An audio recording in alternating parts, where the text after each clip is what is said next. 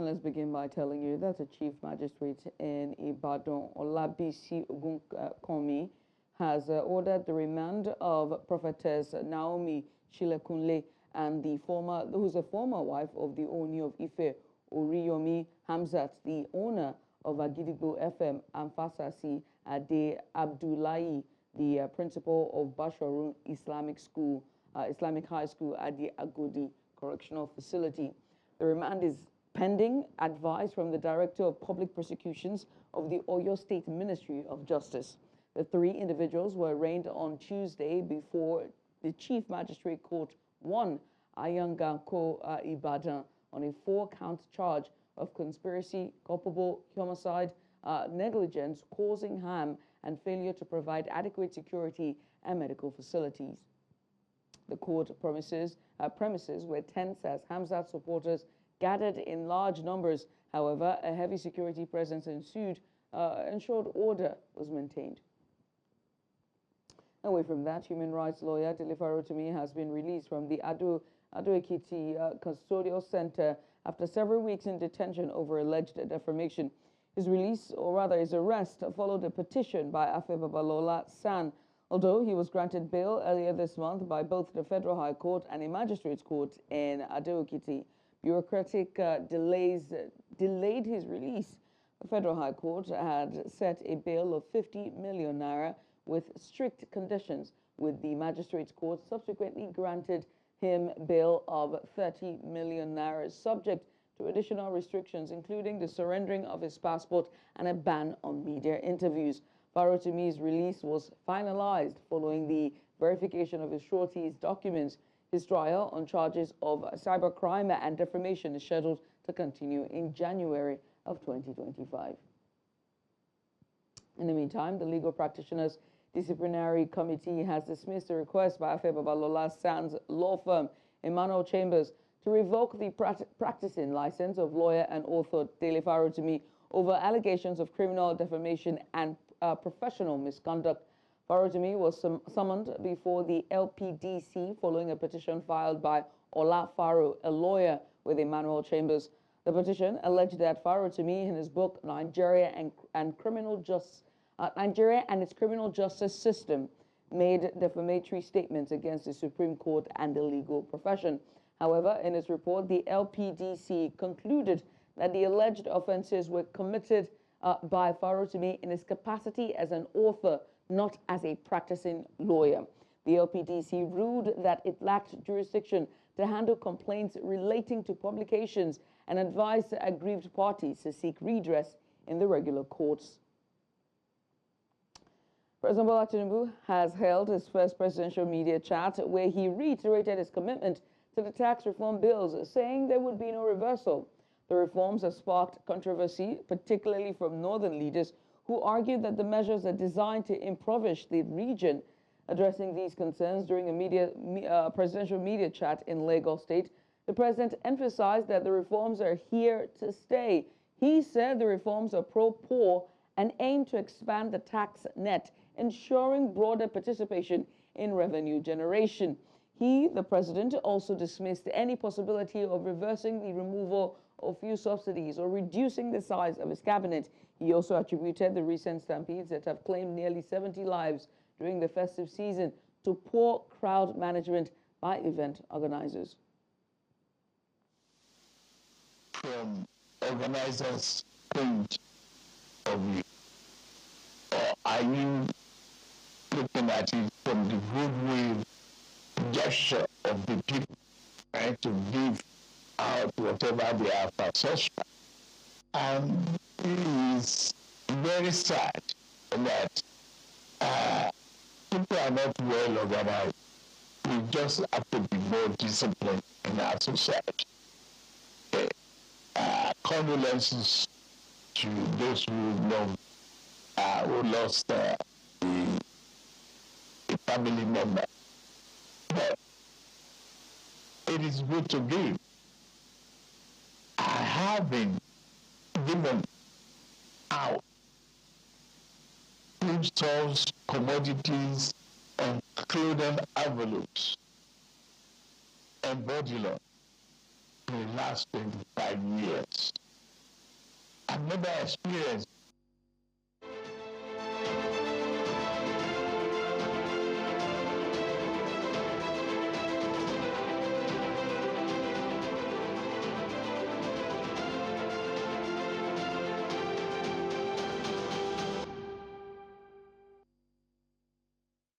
2024 could be described as a momentous one, and as the year draws to a close, Nigeria stands at a critical juncture, reflecting on progress made and challenges that stare the country in the face. News Central will be bringing you a series of reports on Nigeria's key sectors, from the economy to judiciary, healthcare, education, and energy, among others, offering in-depth insights and analysis of the major trends, achievements, and obstacles that have defined the year.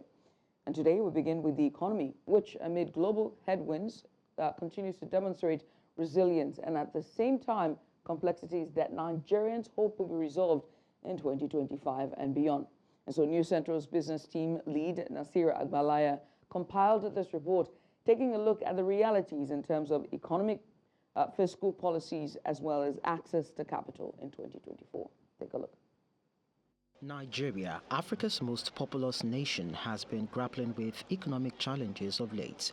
Factors like rising inflation, currency devaluation, and security challenges continue to hinder the economy. Raise the MPR by 25 basis points to 27.50% from 27.25%. Our issue is not just about just trying to arrest inflation by hiking MPR, because beyond corruption, we also have a lot of mismanagement in the system. One thing is to be saving money, another thing is, on the other hand, wasting money in the name of mismanagement. In terms of access to capital, the Central Bank of Nigeria has taken steps to improve liquidity in the financial system. The bank has kept the cash reserve ratio unchanged after its last MPC meeting of 2024 and the 9th for this year. Primarily, it was largely driven by how much stability we are able to maintain in the exchange rate. That is what will be the key driver of inflation and pressure.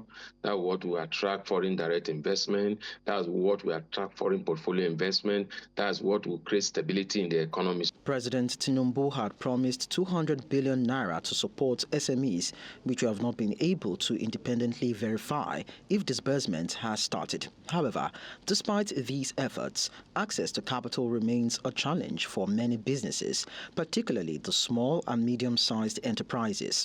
The high interest rates and stringent collateral requirements from commercial banks have made it difficult for many businesses to access credit. Very heavily impacted, very negatively impacted. This has shrink our businesses over time. We've not been able to do business as usual again because for one thing, lending has become very difficult. It's now very, very, very expensive to get funding from the banks, and even the banks are now adverse to giving out money to the real sector. Although many pledges have been made to Nigeria, sustainable growth is expected from the energy sector. I think the thing to realize is that these things take time. So what we've seen is some of the IOCs have exited or are exiting, not exiting totally, but are exiting some of the assets they've held, fully or partially, and they're handing over the operatorship of those assets to Nigerians. The expectation is that Nigerians will then work those assets and then get them, for the ones that are not producing optimally, get them producing and then potentially, attract new investments to then increase production. But it takes time. The Nigerian Senate recently passed the tax reform bills for the second reading. It was forwarded to the lawmakers by President Bola Tinubu in October 2024. The passage followed a debate among lawmakers. This happened despite opposition from governors, lawmakers, and traditional rulers from Nigeria's northern region. I think it's a very, very good economic move. It streamlines tax collections. It allows folks to focus on the operational side, and it will allow this revenue service focus on the fiscal side. President, that we should increase derivation. The way it works in Nigeria is that when we get 100 naira, we share out 40 naira based on the principle of equality, then 30 naira goes in principle of population. Derivation is just 10% or 10 naira. What Mr. President is now saying is that it's going to increase the share from the federal to the state. So the state will get more money. But in return, he wants to increase the proportion of derivation from the current 10 to, I'm hearing them saying, about 60%. So the state gets more money, but derivation percentage rises in the formula to calculate and share out the federal allocations, what we call FARC. So I think the governors or the North, in quotes, is basically worried that their current revenues is going to go down because it's going to be based on derivation and not on land mass and equality. I think Nigeria's economy has been on a recovery path, recording a year-to-year gross domestic product growth rate of 3.46% in Q3 2024, according to the National Bureau of Statistics. This represents an improvement from 2.54% in the same period last year, and a slight increase from 3.19% in the previous quarter. But the big question remains: what is driving this growth, and what does it mean for access to capital and economic stability? The good news is that the Bureau of Statistics is saying this is the growth of the economy in the third quarter. IMF is saying almost the same thing. So it's somehow good for us. That means it's either we exceed it based on our own MBS data, or we keep it at that based on the World Bank IMF data. In conclusion, while Nigeria's economic growth has shown some positive signs in 2024, the country still faces significant challenges, including high inflation and limited access to capital. The government must continue to work to address these challenges and create a more favorable business environment.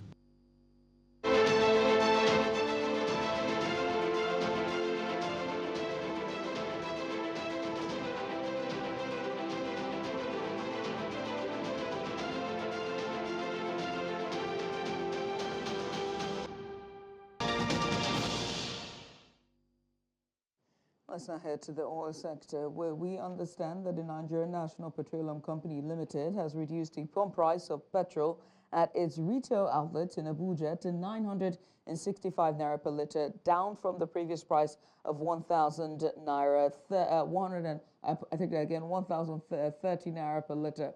Our News Center's correspondent Joshua Marai visited several NNPCL retail outlets in the nation's capital, Abuja. Here's what he found. Take a look. For some residents of the Federal Capital Territory, the reduction in the pump price of premium motor spirit, commonly known as petrol, comes as a welcome news. During a visit to one of the retail outlets of the Nigerian National Petroleum Company Limited, residents expressed delight, saying that the lower price will help them save more money and ease their financial burden. Well, it's a good development because it shows that our government, they are working. They are doing something, at least, to ameliorate the suffering of the masses. We are hoping for better things to come. That is fine. I think it's a step forward, though at a slow pace. Yes. We trust God and we believe that we will see more of it. It has great effect on my budget. At least things will be cheaper in the market now. Things are very expensive. So when there's reducing price, things will get better. If people will reduce their price, transportation costs will be cheaper. So people will reduce their prices of goods. But with high costs on fuel price, transportation is very high, so people will increase their prices. While some Nigerians have welcomed the recent reduction in the price of premium motor spirits, others say too much is given, much is expected, as other Nigerians are expecting a more reduction in the price of petrol across filling stations in Nigeria. You know, we masses, we are the one facing it. You understand? It's not touching the big men. Even fuel per litre is 10,000 naira. Is not touching them. Because if you look at like me in my working place, how much be my salary? As Nigerians share mixed reactions over the new price of petrol, some believe that stabilizing the price will greatly benefit citizens in the long run. In Abuja for News Central, I am Joshua Imarai. And now to politics. Tensions are escalating within the All Progressives Congress as the Rivers State chapter criticizes the party's national chairman, Abdullahi Ganduje. Now, the state chapter's reinstated spokesperson, Darlington Nwoju, has accused Ganduje of adopting a dictatorial leadership style, claiming that he is deliberately undermining the party. Nwaju also expressed concerns that Ganduje's actions could lead to the party's downfall before it is handed over to the FCT minister. The Rivers APC chapter has been embroiled in internal conflicts, and this latest development underscores the growing divisions within the party.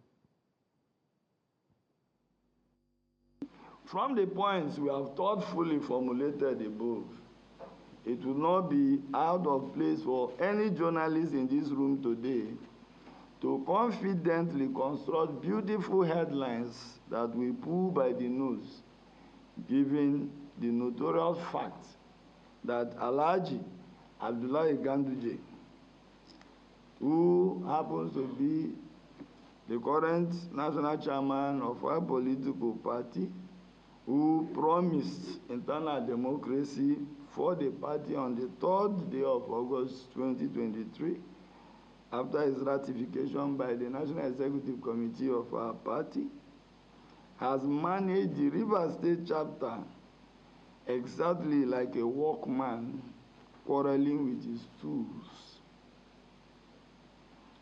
We are worried that Alhaji Ganduje is doing everything possible to bully the very principles of progressivism upon which our party was founded, and to even imagine the peculiarity of the Rivers State chapter of the party, where tons of human beings created by the Almighty God had their lives cut short for their membership of the APC.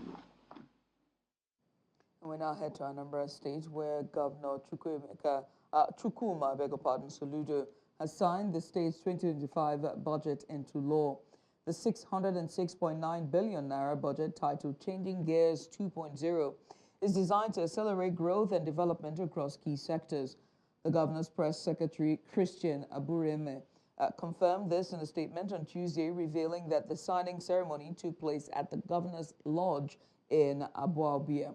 According to the governor, the 2025 budget prioritizes critical sectors such as education, healthcare, infrastructure, and public safety, reflecting his administration's commitment to advancing the state's socio-economic landscape. Soludo emphasized that the budget focuses on execution and acceleration, representing a firm dedication to investing in schools, supporting healthcare systems, and constructing essential infrastructure, including roads and bridges, to enhance the economic well-being of the people. Still talking budget, the Plateau State House of Assembly has approved a 529.4 billion naira budget for the 2025 fiscal year, surpassing Governor Caleb Mutfwang's original proposal by over 500 million naira. The budget was passed during Monday's plenary session, which was chaired by the Speaker, Gabriel Dawen. Now, the chairman of the Appropriation Committee, Adamu Aliyu, presented the report highlighting adjustments made following deliberations. Mutfwang had initially proposed 471.134 billion naira, with 201.5 billion naira allocated for recurrent expenditure and 269.6 billion naira for capital budgets.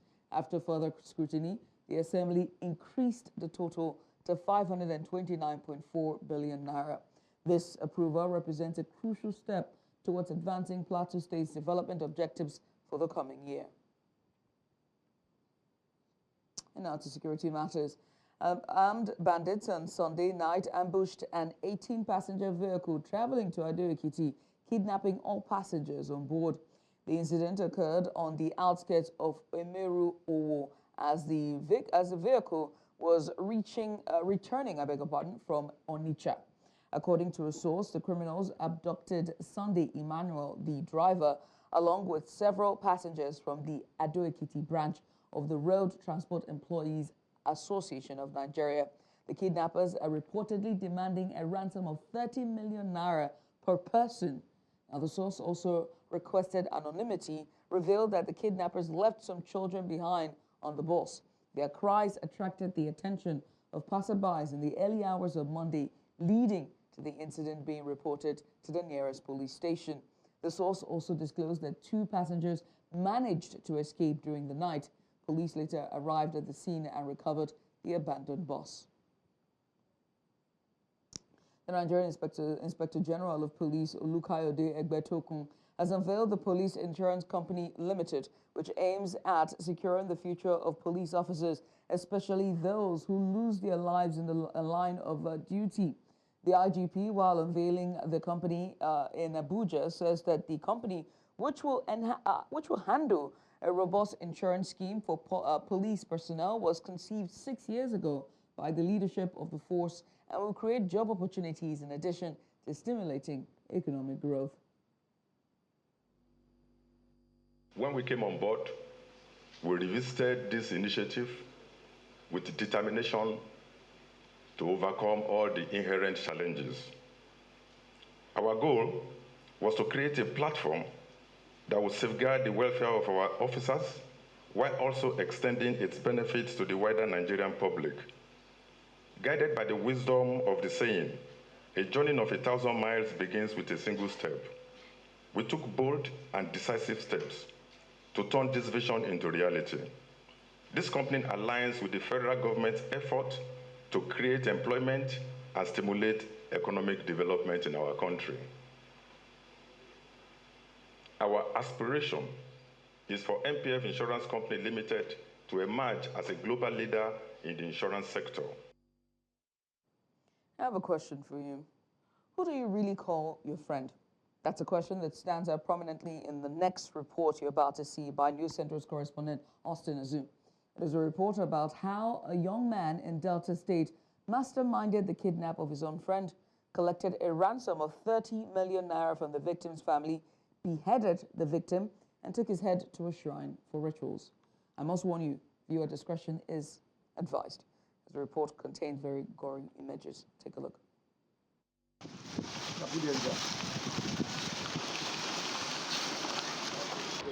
The Delta State Commissioner of Police, Olufemi Abaniwonda, is here to brief journalists at the State Police Headquarters in Asaba about these recent murder suspects and the recovering of the deceased girl at a shrine in Otokoto community, Ugele South local government area of the state. Polinos had contacted the so-called best friend, one Efe, Onetigi, that he saw a house of about 30 million. And Colinius sent money, 10 million, 10 million, 10 million, 3 times, completing the payment for the house. When it was time for Colinius to return back to come and see the house, if a so-called best friend panicked and connived with others and decided to murder this young man. The CP said the suspect, Efe Omonuin, who initially denied knowing what happened to Paulinus, went to Paulinus' house to ask after him from his family. The family, however, confronted him that the deceased went out with him on that same date, which he denied. On a later date, Efe came back and demanded 500,000 naira from the deceased brother that he wants to use the money to pay a herbalist who can tell them Paulinus' whereabouts. He now went back again and claimed that Paulinus has been kidnapped and collected the sum of 20,715,000 naira from the family of the man they had killed under the guise of delivering same to kidnappers so that Paulinus can be released. CP Abaniwonda also told journalists how Efe, the prime suspect, brought Paulinus to Orere River in Otokoto, beheaded him alive, threw his body into the river, buried his skull in the shrine in the same Otokoto community. The CP further stated that the DPO Ekpan police station led police operatives to the shrine in Otokoto, where the skull of Paulinus was exhumed and recovered. Efe is just 30 years. If at 30, you can commit murder and still go back carelessly to the family and still collect additional 20,715,000, having initially defrauded the slain person of the sum of 30 million. It is rather unfortunate. This bucket is not just an empty bucket. The CP has told journalists that this bucket contains the head of the slave who was beheaded by one of the chief priests in Otokutu community. What is our society turning into that human lives has no value anymore? Let's hear from the suspects involved in this heinous crime. I've told them before to kill him before, yes. It is because of that upstairs. I don't know how to explain for it because it was greed. Out of greed, yes. The victim's elder brother says the family missed their brother and wants justice to be served. Yes, we are looking for him over 3 months now. He needs justice from the government. As the source unfolds, Commissioner of Police Olufemi Abaniwanda used the opportunity to reiterate the need for proper parenting to help curtail increasing societal vices. Reporting from Asaba for News Central, I'm Austin Azu. Nigerians have been challenged to downplay their divisions and differences and coexist peacefully. These were the words of the General Officer commanding 3 Armored Division and Commander Operation Safe Haven, Major General Abdusalam Abubakar, during an event in Jos, the Plateau State capital. News Central's Chizoba Anionwe tells us more.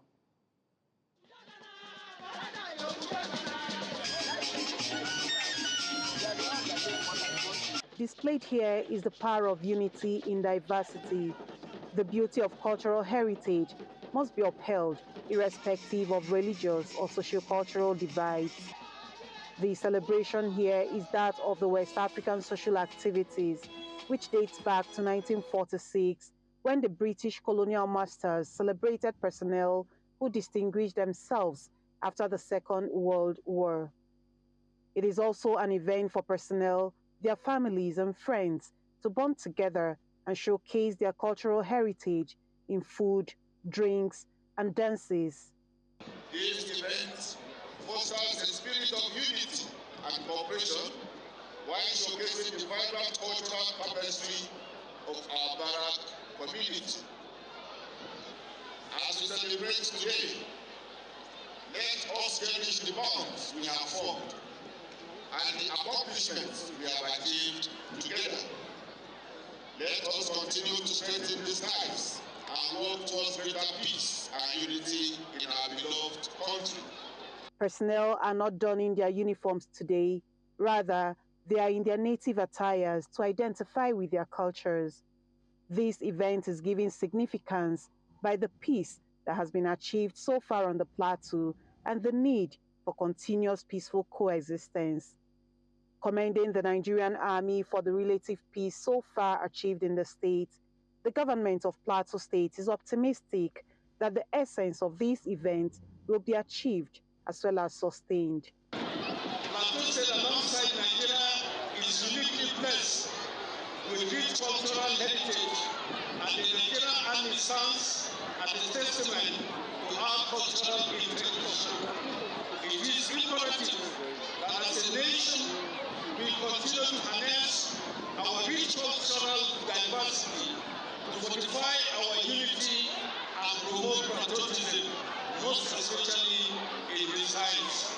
Climax of the event was the presentation of gifts to meritorious personnel and the inspection of the various cultural food and drinks displayed here, and the lighting of the bonfire by the GOC, accompanied by his wife, Phoebe Shola, and other invited guests.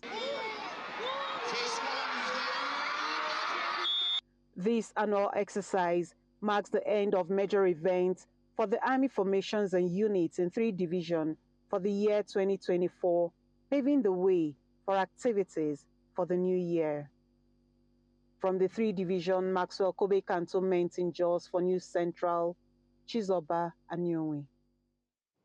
Following an outbreak of meningitis in Kano State, northern Nigeria in 1996, pharmaceutical giant Pfizer administered its drug, Trovan, to over 200 children in the state. Now, this led to the deaths of at least 11 children and deformities in several others. In this special report, as a prelude to one of News Central's special investigative documentary series, our special correspondent on investigative journalism, Marshal Anthony Onoye, takes a deep dive into the Pfizer experiment in Kano State, unraveling the current state of the victims and issues surrounding a compensation exercise by Pfizer. His report. At the wake of a meningitis outbreak in 1996 in Kano State, Pfizer, a pharmaceutical giant offering to help, reportedly treated 200 children, administering Trovan to them, a drug which at the time was yet to get approval from the US FDA. This led to the death of some of the children and deformities in others. 28 years later, I head to Kano State to find out the current condition of the victims of Pfizer's experimental drug. The victims were a bit difficult to locate, but after 2 days of interacting with the locals and asking the right questions, I finally arrived at the residence of late Malam and Malama Salisu, parents to Rukaya.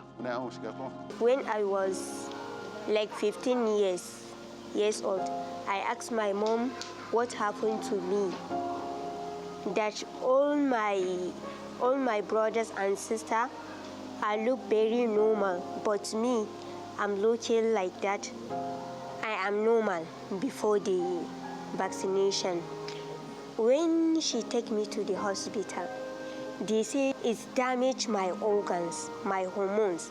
They kill my hormones that will help me to grow, that will help my teeth to be strong, that help my body to be normal like other people. They damage that organs.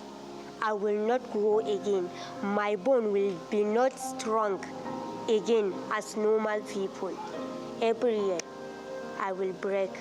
My leg will be break. That's why I'm not growing. Even my teeth are not strong. Even school, my parents do not put me because if I am playing with my mates, anything mistake, if I fall, I will get injury. Rukaya is just one of several others still reeling from the effects of Pfizer's experimental drug, Trovan.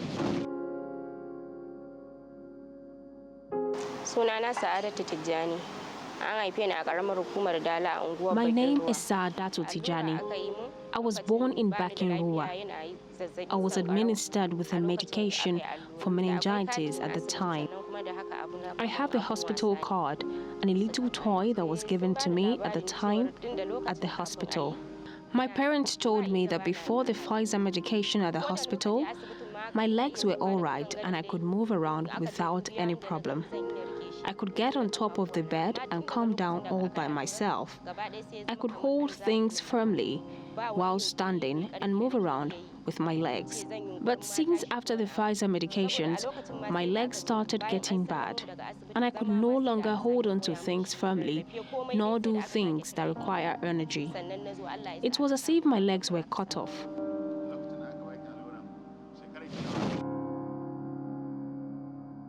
A lokacin ban da lafiya aka kai ni asibiti ina cutar ƙyanda aka kai ni asibiti to sai aka yi mana allurar Pfizer. My parents told me that when I was a little girl, at about 3 years of age, a drug known as Pfizer was administered on me, and then afterward, I couldn't move my legs. It started by shrinking one of my legs, completely drying it up, and then 2 days after being taken to the hospital, the other one also shrunk and dried up.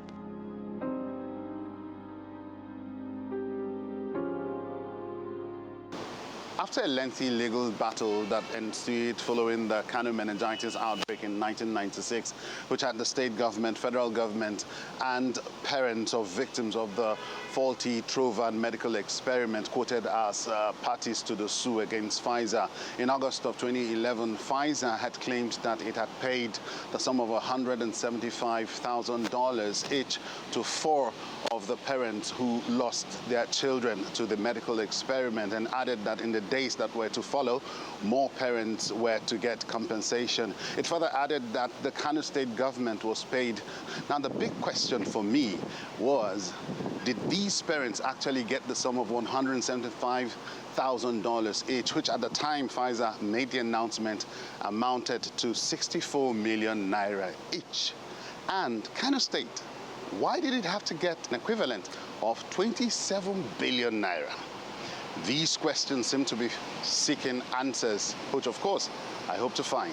I'm the father of Hadiza Dambuzu, who is a victim of Pfizer trial carried out in 1996 by the Pfizer pharmaceutical company. So she died. After she died, Pfizer promised to give us compensation. Each victim will be given $175. Very unfortunate, we were not given $175. We were given only $7,000, which is equivalent to 2.4 naira Nigerian currency. So we need help. We need assistance from all angles to collect the remaining balance. I was paid 2 million naira and a few fractions not up to 40,000 naira after changing it. I think it was around 2,020,000. They even called other victims and myself in to conduct DNA tests on us. I was part of it and my saliva was taken. These victims have continued to cry foul at the injustice meted out on them. Though Pfizer maintains the children died from meningitis, not the trial drug, and describes its trial largely as a humanitarian effort aimed at saving lives during a 1996 epidemic, investigations have revealed that Pfizer was indeed responsible for the deaths and guilty of conducting human trials without informed consent. While those who lost their children to the experimental drug will continue to mourn their losses, knowing that no form of compensation can bring their children back, others may have to live the rest of their lives tending to their children with permanent deformities. In the coming days, I hope to dig deeper in the issues around the Trovan disaster in Kano State, the lives of the victims, and allegations of improprieties surrounding the compensation. Marshal Anthony Onoye for News Central. The situation in Mozambique remains tense following the announcement of the October 9th election results on Monday, which declared the ruling Frelimo party candidate Daniel Chapo as the winner with 65.17% of the votes. According to the proclamation by Mozambique's Constitutional Council, the opposition, Venancio, secured 24.19%. Also for Mamaude received 6.62% and Lutero Simango received 4.02%. Since the results were announced, protests have turned violent with buildings set ablaze and roads blocked. Now, the unrest, stems from allegations of electoral fraud, which has sparked weeks of demonstrations. Security forces have reportedly killed dozens of protesters during these clashes.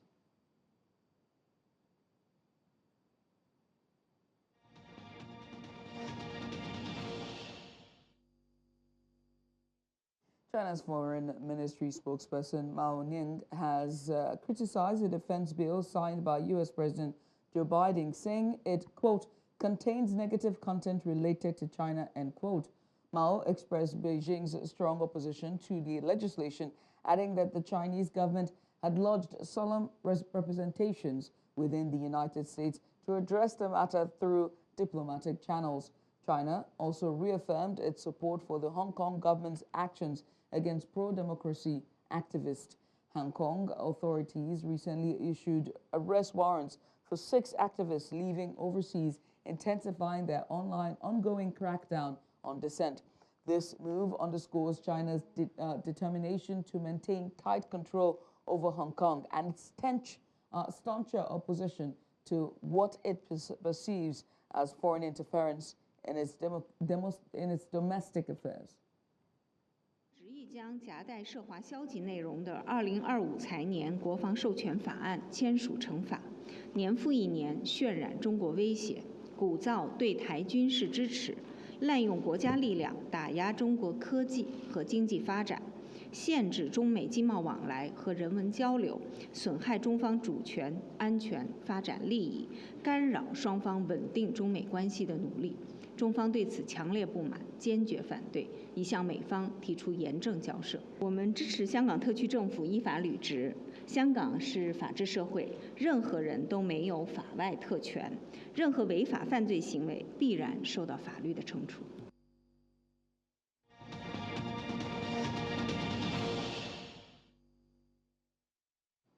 The Elicris table tennis tournament semi-finals deliver thrilling action as Hope Udoaka from Cross River State and Sukarat Ayilagbagen advance to the finals.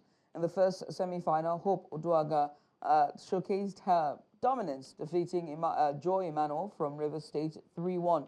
Hope started strong with an 11-3 victory in the first set, although Joy fought back valiantly to take the second game 15-13, and Hope regained her rhythm, winning the third and fourth sets 11-6 and 11-9, securing her place in the final.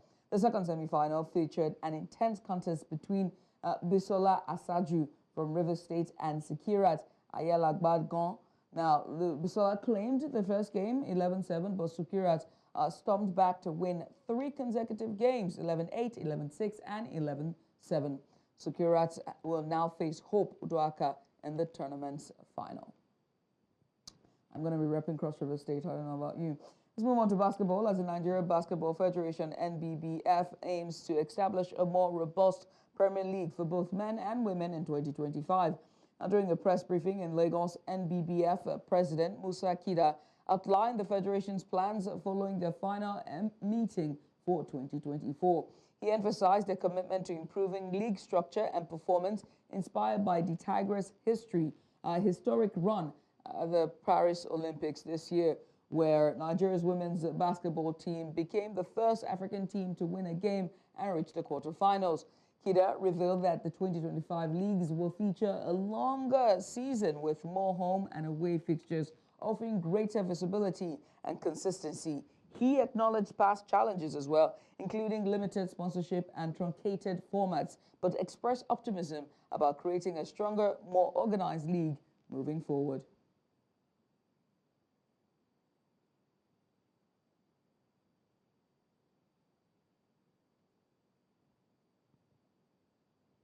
And that's all we can take at this hour. Before we go, let's take another look at some of the major stories.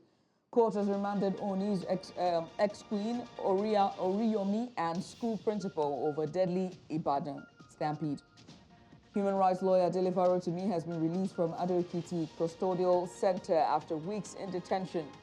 And we also told you that Constitutional Council ruling has sparked fresh poll protests in Mozambique. Now remember that you can watch News Central live on DSTV channel 422 or on Star Times channel 274. Find us on Avo TV, or better yet, stream us live on YouTube. Many thanks for watching. I'm Judith at TV. Bye for now.